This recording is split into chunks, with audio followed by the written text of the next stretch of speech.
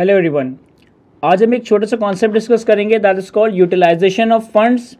या हमारे पास अगर क्वालिफाइंग एसेट्स के लिए एक से ज़्यादा सोर्सेज से फंड्स अवेलेबल हैं तो इसे हम किस सीक्वेंस से या किस तरह से प्रायोरिटाइज करके यूज़ कर रहे होंगे। देखिए, अपने पिछले लेक्चर्स में हमने ये बात डिस्कस की थी कि हमारे पास एक कंपनी के पास जो फंड्स या फाइनेंस अरेंज होता है वो दो ही एवेन्यूज से, दो ही सोर्सेज से अवेलेबल होता है। या तो कंपनी अपनी इक्विटी होल्डर से पैसा लेती है या कंपनी अपने लेंडर से, डेट होल्डर से पैसा लेती है। और हमने एग्जांपल्स भी डिस्कस की थी कि जब कंपनी इक्विटी होल्डर से पैसा लेती है तो ये पैसा ऑर्डिनरी शेयर्स के अगेंस्ट आ सकता है, ये पैसा राइट शेयर्स के अगेंस्ट आ सकता है, ये पैसा इररिडीमेबल प्रेफरेंस शेयर्स के अगेंस्ट आ सकता है। और जब कंपनी अपने लेंडर से पैसा लेती है यानी कि लायबिलिटी के अगेंस्ट पैसा लेती है तो वो पैसा बैंक लोन हो सकता है, कोई रिलेटेड पार्टी से लोन लिया जा सकता है, बैंक की कोई ओवरड्राफ्ट फैसिलिटी या रेनिंग फाइनेंस फैसिलिटी हो सकती है, या फिर ये पैसा रिडीमेबल प्रेफरेंस शेयर्स के अगेंस्ट लिया जा रहा होता है। ये बात हम जानते हैं कि जो इक्विटी का पैसा आपने रेस किया ये पैसा आपका बोरिंग नहीं है,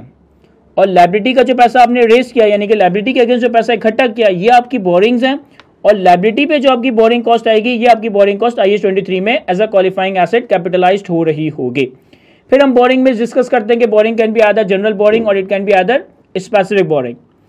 अब हम आज के इस लेक्चर में ये बात डिस्कस करने लगे हैं कि अगर एक क्वालिफाइंग एसेट के लिए हमारे पास मल्टीपल सोर्सेज से पैसे अवेलेबल हो, हमारे पास इक्विटी का पैसा भी है, हमारे पास स्पेसिफिक बोरिंग का भी पैसा है, हमारे पास जनरल बोरिंग का भी पैसा है,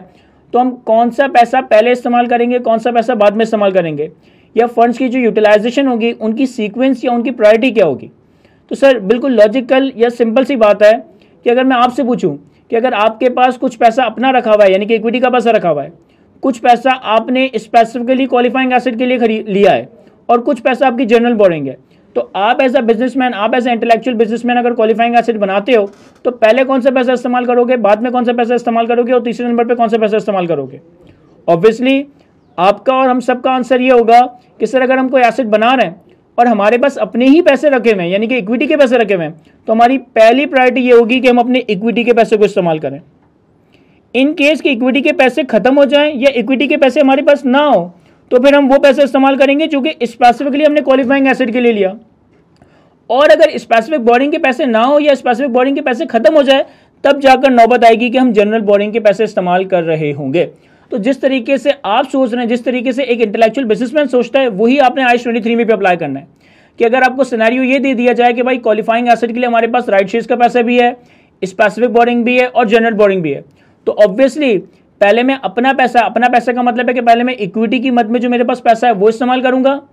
अगर इक्विटी का पैसा खत्म हो जाए या इक्विटी का पैसा ना हो और हमें खर्चा करना हो फिर हम वो पैसा खर्च करेंगे जो कि हमने स्पेसिफिकली क्वालिफाइंग एसेट के लिए लिया है। और अगर स्पेसिफिक बोरिंग का पैसा भी ना हो या स्पेसिफिक बोरिंग का पैसा खत्म हो जाए अब जाकर हम वो फंड्स इस्तेमाल करेंगे जो कि हमारी जनरल बोरिंग्स को रिप्रेजेंट कर रहे होंगे। तो आज के इस कॉन्सेप्चुअल लेक्चर में हमने ये डिस्कस किया कि अगर आपके पास एक से ज्यादा सोर्सेज से फंड्स या फाइनेंस अवेलेबल है तो इसे आप किस सीक्वेंस में इस्तेमाल करोगे। ऐसा भी हो सकता है कि आपने कोई स्पेसिफिक बोरिंग किया, अब स्पेसिफिक बोरिंग पे इंटरेस्ट पे करना है या स्पेसिफिक बोरिंग की अमाउंट को लोन जो है वो रीपे करना है और आपके पास फंड्स नहीं है, तो देयर इज अ पॉसिबिलिटी कि ऐसा भी हो सकता है कि जब हमें स्पेसिफिक बोरिंग की रीपेमेंट करनी हो या स्पेसिफिक बोरिंग पे इंटरेस्ट पे करना हो तो हम जनरल बोरिंग से लोन लेकर स्पेसिफिक बोरिंग को रीपे कर रहे होंगे। यानी कि आपने स्पेसिफिक बोरिंग का एक अमाउंट बोरो किया, 6 महीने बाद 9 महीने बाद आपने लोन का कुछ अमाउंट रीपे करना है या लोन रीपे करना है और आपके पास फंड्स नहीं है, तो ऐसा भी हो सकता है कि मैं जनरल बोरिंग से पैसे बोरो करके अपनी स्पेसिफिक बोरिंग को रीपे कर रहा हूंगा। तो जिस वक्त मैं स्पेसिफिक बोरिंग रीपे कर दूंगा मेरी स्पेसिफिक बोरिंग पे बोरिंग कॉस्ट लगना बंद हो जाएगी, फर्दर बोरिंग कॉस्ट कैपिटलाइज नहीं होगी। लेकिन चूंकि पैसा वो मैंने जनरल बोरिंग से रीपे किया और वो जनरल बोरिंग से एक ऐसे लोन को रीपे किया जो कि क्वालिफाइंग एसेट का था, तो अब यहां से हमारी जनरल बोरिंग स्टार्ट होगी और जनरल बोरिंग पे जो भी बोरिंग कॉस्ट आएगी उसे फिर हम फर्दर कैपिटलाइज कर रहे होंगे। तो आज के लेक्चर में हमने एक तो सोर्सेज ऑफ फाइनेंस या सोर्सेज ऑफ फंडिंग को थोड़ा सा रिकैप किया और फंड्स की यूटिलाइजेशन के हवाले से डिस्कशन की कि पहले हम इक्विटी का पैसा इस्तेमाल करेंगे, इक्विटी का पैसा ना हो या खत्म हो जाए फिर स्पेसिफिक बोरिंग का पैसा ना हो या खत्म हो जाए फिर हम जनरल बोरिंग को इस्तेमाल करेंगे। और ये भी नौबत आ सकती है कि स्पेसिफिक बोरिंग को रिपे करने के लिए भी एट टाइम जनरल बोरिंग इस्तेमाल की जा रही हो।